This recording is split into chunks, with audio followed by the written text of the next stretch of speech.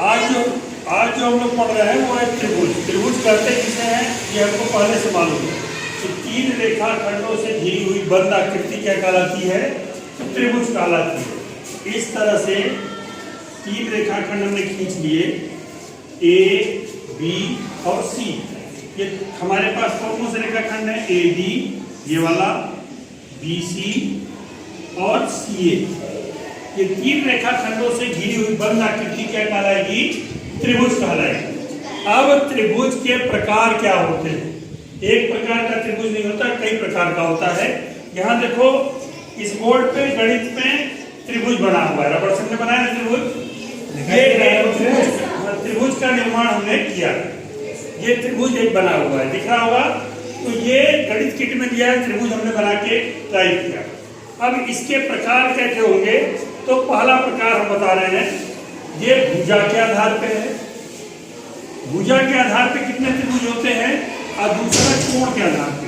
कारण क्या है, भुजा में तीन भुजाएं होती हैं और इसके क्या होते हैं, तीन कोण, 1, 2 और 3 कोण होते हैं।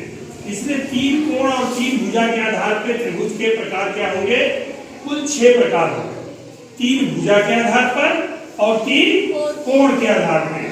और आज हम जो बात करेंगे वो चर्चा करेंगे भुजा के आधार पे त्रिभुज कई प्रकार के होते हैं। भुजा के आधार पे जो पहला प्रकार है वो है समबाहु त्रिभुज। कौन सा, समबाहु, जिसकी सभी भुजाएं आपस में क्या हो, बराबर हो। यहाँ पे जो त्रिभुज बना है उसकी ये भुजा इसके बराबर और ये वाली भुजा इसके बराबर है। तो यानी कि पहला प्रकार हुआ ऐसा त्रिभुज जिसकी सभी भुजाएं बराबर हो। पहला कौन सा प्रकार है, समबाहु त्रिभुज।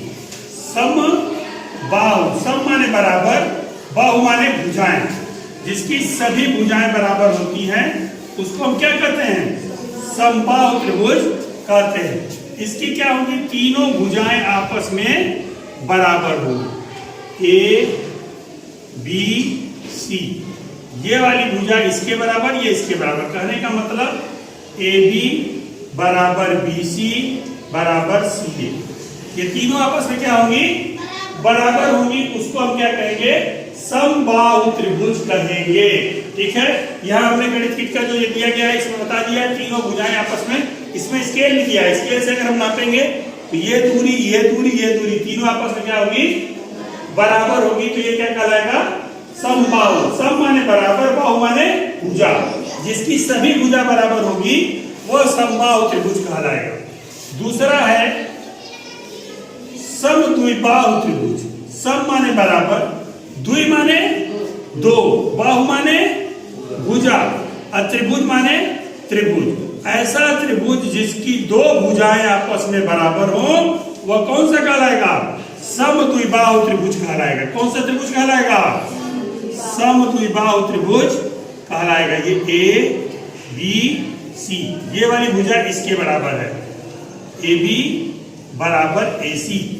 ये कौन सा हो गया, समद्विबाहु। इसी त्रिभुज को हम थोड़ा सा और खींच दें, ये बना दें। ये कौन सा हो गया, समद्विबाहु हो गया। ये समद्विबाहु त्रिभुज, ये भुजा इस भुजा के बराबर हो गई। तो ये कैसा त्रिभुज हो गया, समद्विबाहु त्रिभुज कहलाएगा। कौन सा त्रिभुज कहलाएगा, समद्विबाहु त्रिभुज कहलाएगा। और तीसरा प्रकार है त्रिभुज का, भुजा के आधार पे विषम बाहु त्रिभुज। विषम बाहु त्रिभुज, ऐसा त्रिभुज जिसकी कोई भुजा आपस में बराबर हो, कोई भुजा आपस में बराबर नहीं हो, सब अपने आप में हो, अलग अलग हो। ये ऐसे, ये ऐसे, ये ऐसे। ये कौन सा हो गया, विषम बाहु। ए बी सी क्या हो गया, A B is not equal to B C is not equal to A सी।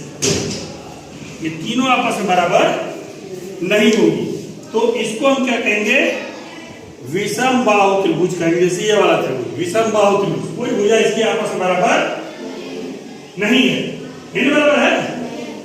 तो ये कौन सा त्रिभुज कहलाएगा, विषम बाहु त्रिभुज कहलाएगा। भुजा के आधार पे 3 प्रकार का त्रिभुज। पहला कौन सा, समबाहु त्रिभुज जिसकी तीनों भुजाएं आपस में बराबर हो, समद्विबाहु त्रिभुज जिसकी दो भुजा आपस में बराबर हो, और विषम बाहु त्रिभुज माने जिसकी एक भी भुजा आपस में बराबर नहीं हो, उसको हम क्या कहेंगे? विषम बाहु त्रिभुज कहेंगे।